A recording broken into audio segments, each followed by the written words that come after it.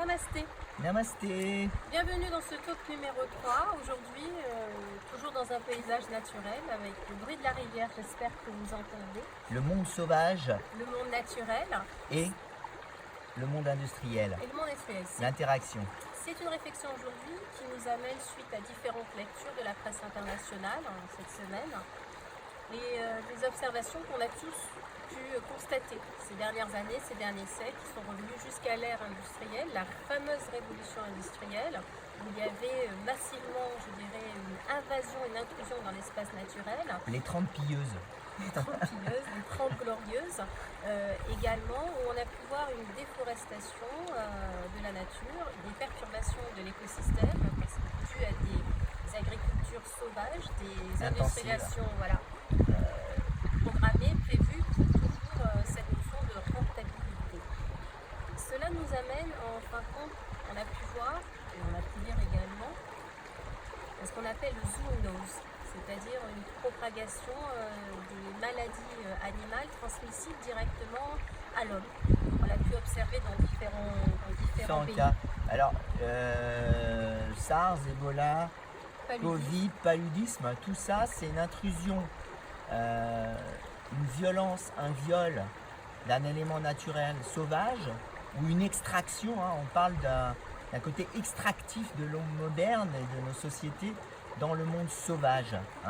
Le Covid-19, il est venu qu'on a ramené des animaux sauvages sur des marchés sanitaires.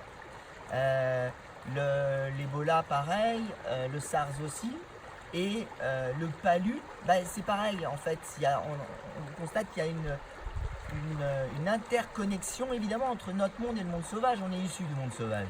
C'est simple, on était des chasseurs-cueilleurs, on est devenus des sédentaires, des industriels maintenant avec tous les excès qu'on connaît. Et on a constaté par exemple, petit chiffre comme ça, 4%, voyez ? Oui, 4% en fin de compte de déforestation entraînait 50% de croissance du paludisme. Voilà, ça on a vu ça en Indonésie.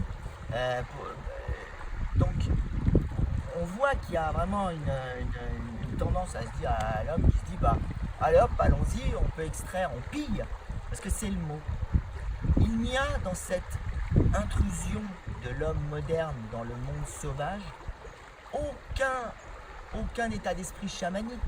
On n'est pas dans l'idée de s'intégrer, de s'harmoniser. On est purement dans un état d'esprit de confinement, de pillage, de vol. Oui. C'est vraiment ça, quoi. C'est du braconnage. C'est comme ça qu'est arrivé le Covid-19. C'est comme ça qu'est arrivé le Covid-19.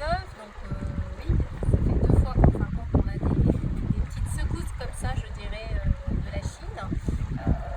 Moi, ça me fait penser, en effet, Patrick vient de le dire, on s'étale de plus en plus dans la nature, donc il faut en profiter. Et l'homme, au lieu en fin de compte d'en jouir, on en est toujours à cette idée de jouir, de partager, de s'unir avec l'autre et se donner du plaisir mutuellement avec la mère Terre Gaïa, Mama Pacha, on l'appelle comme on veut. Les jeunes se sont regroupés au contraire dans des mégapolis, se sont confinés par eux-mêmes et s'étouffent par eux-mêmes en dépit de cette invasion. Ça nous fait penser dans le yoga ce qu'on appelle l'éco-chasse, les différents corps qui sont intrinsèques à nous-mêmes et qui cohabitent. C'est un écosystème qui va parfaitement et qui arrive à s'unir les uns les autres. Depuis que l'homme est arrivé, on n'y arrive pas à s'unir avec les différents éléments. Il y a toujours en fin de compte ce côté reptilien, et Patrick va vous en parler un tout petit peu plus, ce côté mental qui est bien présent. Elle dit l'éco-chasse, ça veut dire on a dans le corps, dans tout corps, il y a un équilibre entre différentes choses. Et la nature c'est pareil, l'humain c'est pareil. Et l'interaction ça doit être pareil. Et aujourd'hui ce qui se passe, on est passé d'un monde ressenti, on en revient toujours à ça, nous en tant que prof de yoga, à un monde pensé. Et la ratio, le rationalisme, c'est vraiment Descartes, je pense donc je suis. Moi j'ai envie de dire maintenant je ressens donc je suis. Mais l'idée c'est que ça c'est devenu tout puissant. Donc tu as un monde, notre monde industriel c'est à proprement parler la toute puissance de cet esprit, tu sais, qui va dominer, maîtriser, génétiquement modifier. Et puis qui vient et qui extrait de la nature des trucs dont il a besoin. On regarde le truc comme ça. Et le monde sauvage c'est quoi ? ben c'est notre inconscient, c'est notre cerveau reptilien, c'est notre primitif.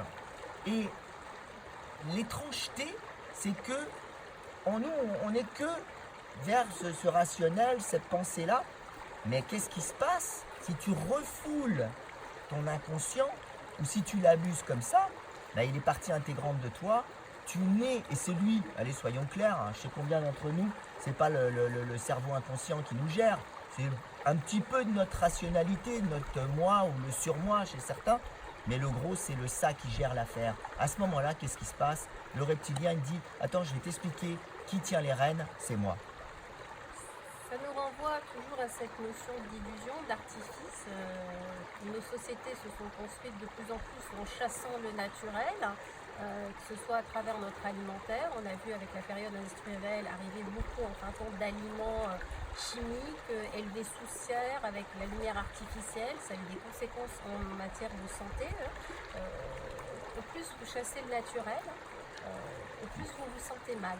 En plus il revient au galop, mais d'une manière un peu virulente. Voilà. On a évoqué à travers cette réflexion un film, parce que vous êtes tous devant vos écrans confinés. Donc s'il y a un film à choisir et à voir en famille ou tout seul dans votre appartement, ce serait même un dessin animé, mais qui a été primé par différents Oscars, à voir et à revoir tout le temps. C'est Princesse Mononoke. Hayao Miyazaki, c'est ce qui se passe à l'heure actuelle. Voilà. Au Japon, c'est un maître spirituel, enfin c'était. C'est une merveilleuse métaphore entre ces deux mondes, c'est-à-dire le monde primitif, notre monde primitif, attention, et c'est pas le petit gars qui est dans la forêt là, c'est notre monde primitif et l'ère industrielle. Et dans ce film, on voit pertinemment comment des industriels pillent et exploitent la terre jusqu'à en détruire tous les petits esprits qui sont dans cette forêt. Destruction de la terre, je pense encore à la Chine qui a en fin de compte carrément rasé une montagne, ou l'Amazonie qui se fait raser avec des tailles immenses comme des stades de football. Alors oui, l'être humain et l'ère industrielle sont à remercier puisque c'est une avancée. Mais à nouveau, quel est le juste équilibre? Qu'est-ce qu'il faut produire pour pouvoir se sentir bien, se sentir heureux et non pas avoir une sorte de pouvoir par rapport à l'autre? Elle est super gentille, tu vois, c'est vraiment la femme d'amour qui dit remercier l'ère industrielle par rapport à ce que nous apportez. Bien sûr, il y a des progrès. Maintenant, je serais beaucoup plus virulent que ça. Je pense que l'homme à l'époque du chasseur-cueilleur, d'ailleurs on l'a constaté, était en nettement meilleure santé que dès qu'il s'est sédentarisé. Parce que le fait de se mettre dans des villes, on parlait tout à l'heure des mégalopolis, ben les virus se transforment, se répandent beaucoup plus. Donc on avait constaté qu'il y avait beaucoup plus de maladies dès qu'on s'est mis dans la sédentarisation. Au même titre la violence, hein, la propriété, quand on est dans une ville, ben on a ce qui est chez moi et puis il y a ce qui est chez toi.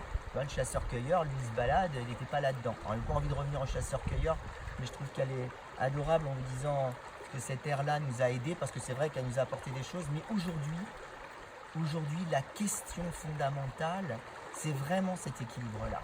C'est-à-dire, où est-ce que nous, on se place, sachant qu'on est des deux côtés, sachant que nous sommes des reptiliens, des primitifs avec des inconscients, et une nature sauvage, et on a tous envie d'y retourner, et aussi on est des hommes modernes. Il va falloir trouver la balance, sinon terre-mer. Sachant qu'on n'est pas des éléments ou des entités indépendantes de tout ça. Elle a été là bien avant nous, c'est elle qui nous a créés. Elle a eu différentes époques glaciaires.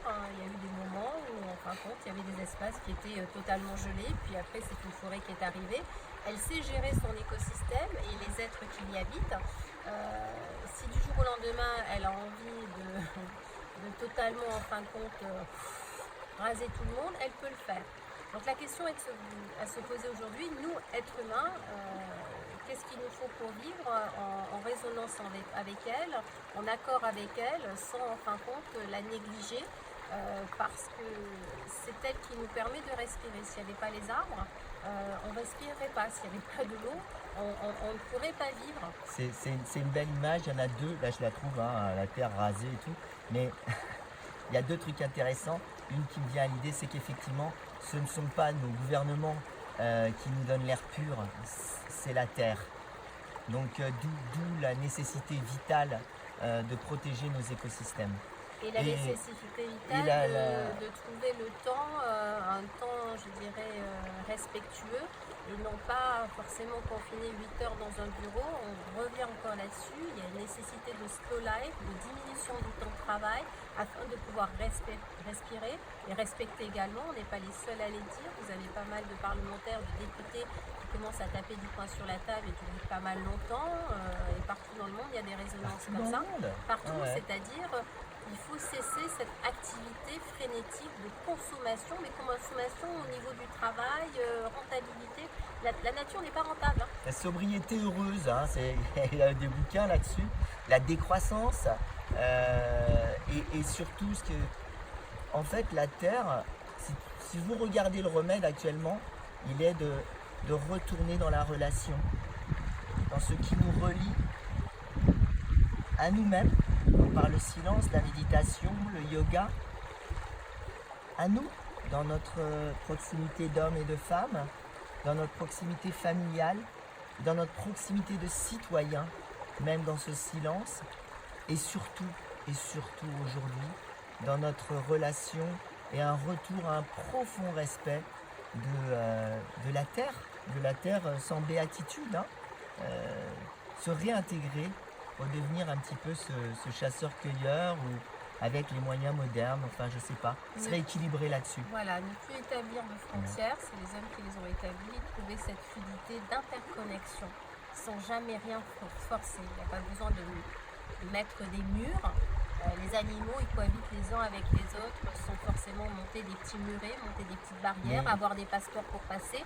Je veux dire, c'est nous qui avons créé ça, c'est une hérésie.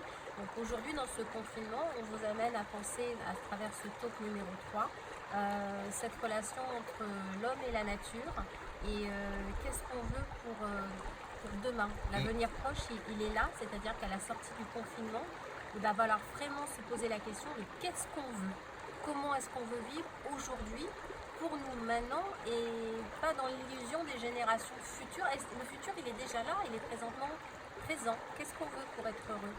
Le respect des limites et des écosystèmes de chacun et de la Terre. Voilà, regardez Princesse Mononoke, Hayao Miyazaki et ses souvenirs. Merci à vous, Merci, à bientôt.